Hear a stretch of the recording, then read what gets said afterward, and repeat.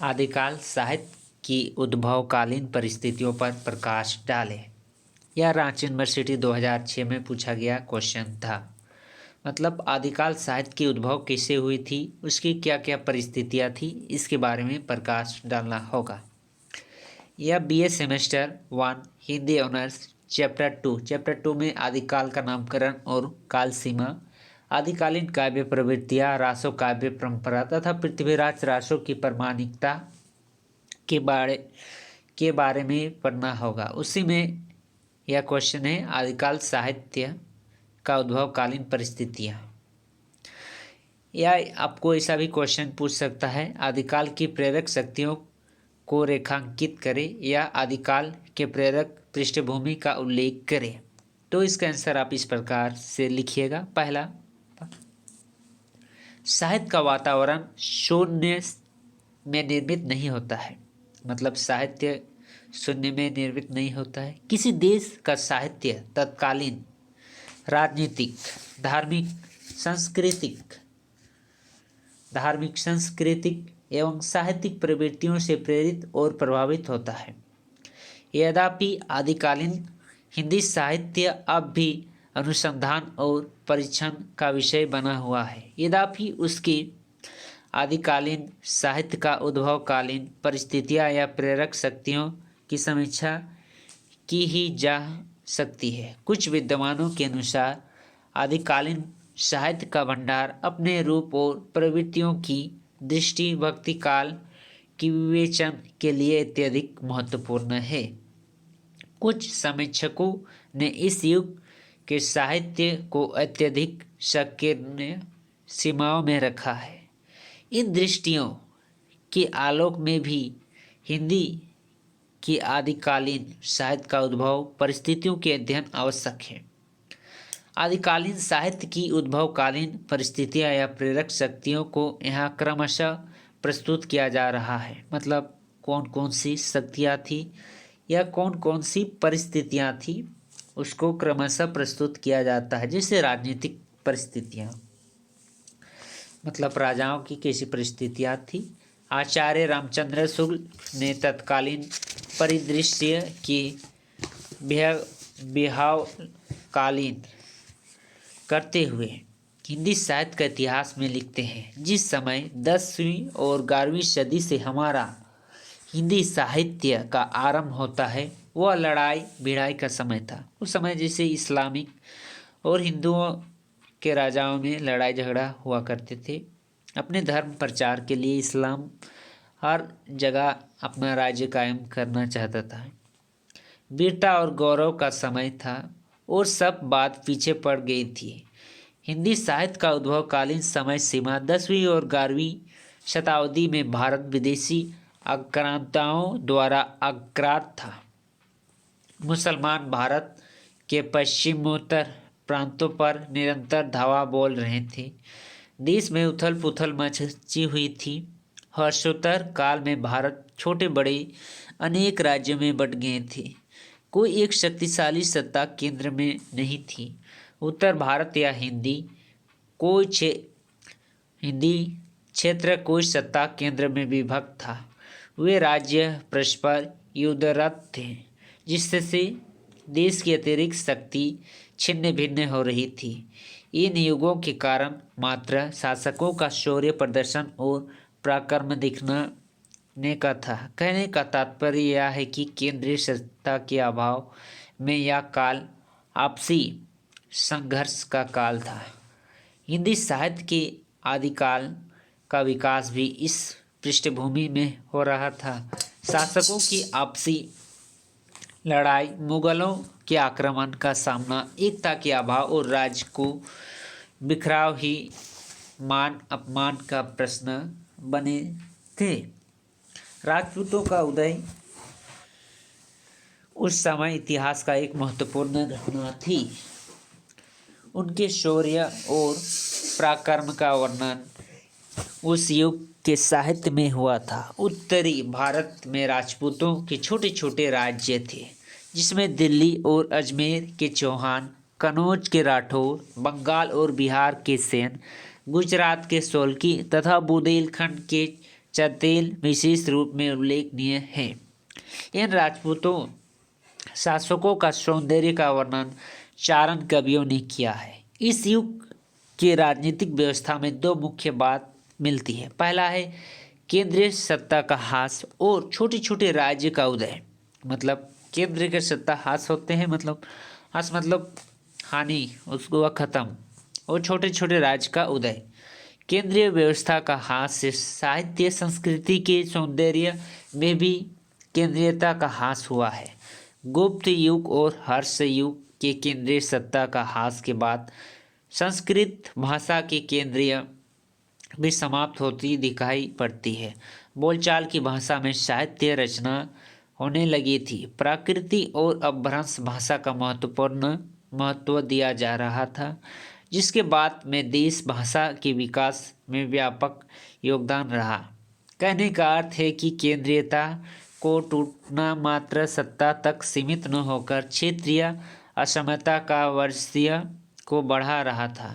आपूर्ति भाषा के स्तर पर हिंदी, बांग्ला, उड़िया, असमिया आदि भाषा का निर्माण की प्रवृत्ति बढ़ रही थी। राजनीतिक परिदृश्य के संबंध में दूसरी जो महत्वपूर्ण बात थी वह आपसी संघर्ष से संबंधित थी। छोटे छोटे राज्य आपसी प्रभाव वृद्धि के लिए परस्पर लड़ा करते थे।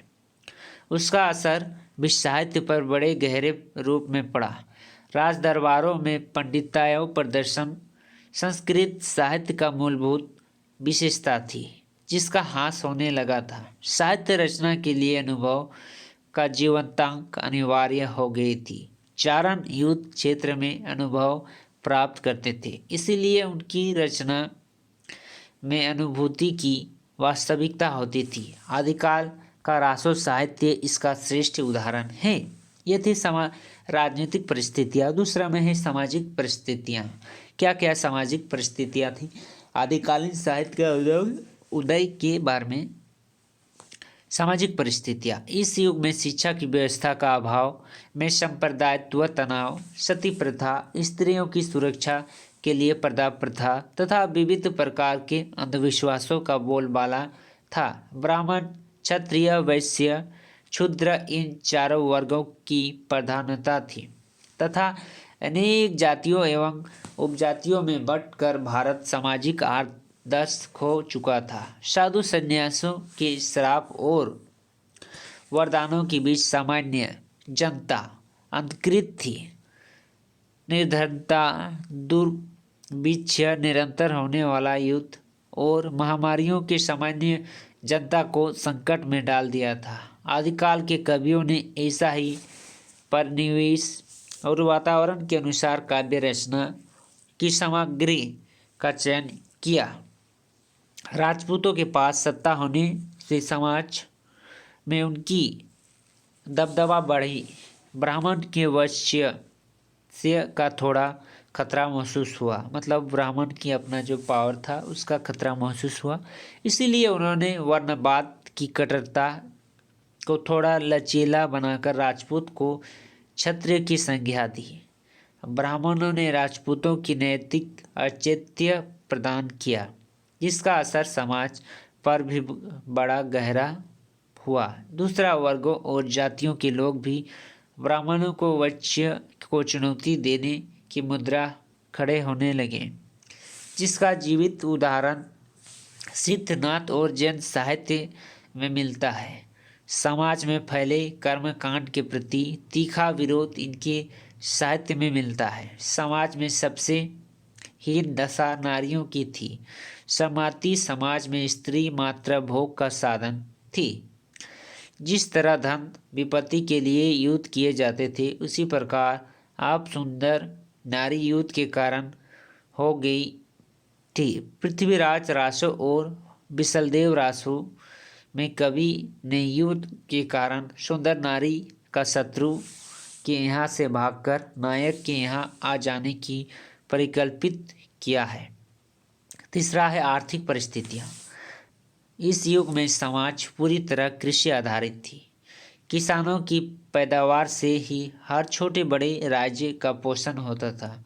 राज्य के उच्च पदाधिकारियों और सरदारों का नगद वेतन नहीं मिलता था। आपूर्ति उन्हें जागीर दी जाती थी। वे सारा मध्य स्तर समुदाय खेती नहीं करते थे, बड़े रासों आराम से जीवन गुजारते थे। किसानों की पैदावार में राज्य का हिस्सा कभी कभी 50% तक होता था।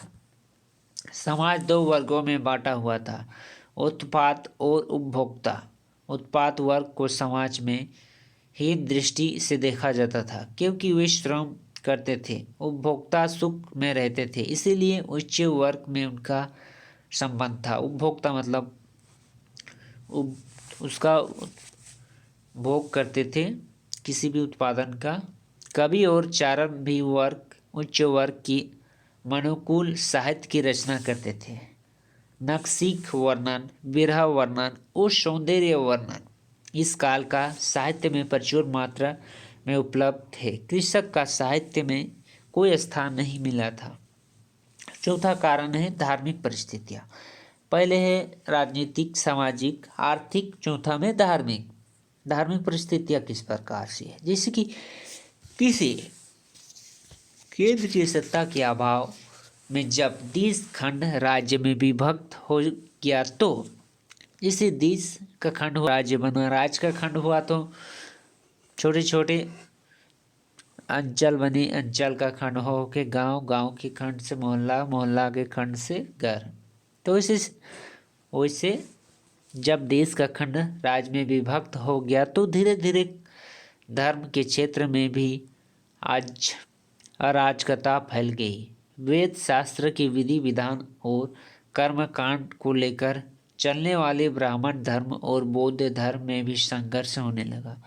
विभिन्न धार्मिक संप्रदाय अपने पवित्र रूप को सुरक्षित न रख पाए तो विकृत होकर नए नए रूपों में जनता के सामने आने लगे। परिणामतः आज आदमी धर्म के वास्तविक आदर्श को भूलकर जादू टोना और तंत्र मंत्र पर विश्वास करने लगे थे। बौद्ध धर्म का विकास हीनयान, वज्रयान, मंत्रयान, सहजयान आदि और शाखाओं में होने लगा था। तंत्र मंत्र, जादू टोना और भोग विलास को लेकर चलने वाली वाममार्गी बौद्ध सिद्ध कहलाए तथा दूसरी तरह धर्म, नियम, संयम और हठयोग के द्वारा साधना के कठिन मार्ग पर बढ़ने वाले नाथ के रूप में जाने गए।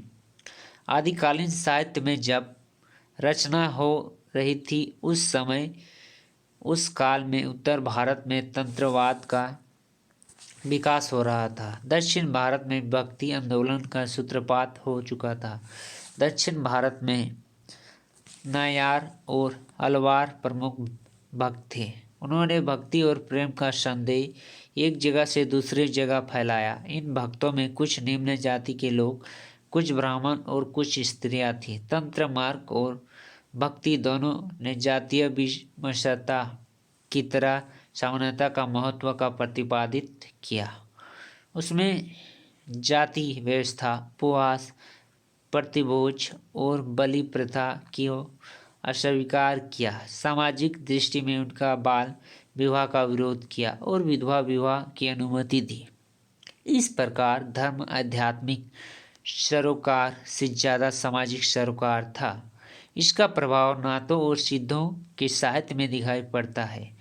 समाज में हिंदू दर्शन को पुनः प्रतिपादित करने वाला शंकर ने बौद्धिक स्तर पर जैन धर्म और बौद्ध धर्म का सबसे भयंकर चुनौती थी, लेकिन उनकी ज्ञानवाद जनसामान्य से प्रसारित नहीं हो सका।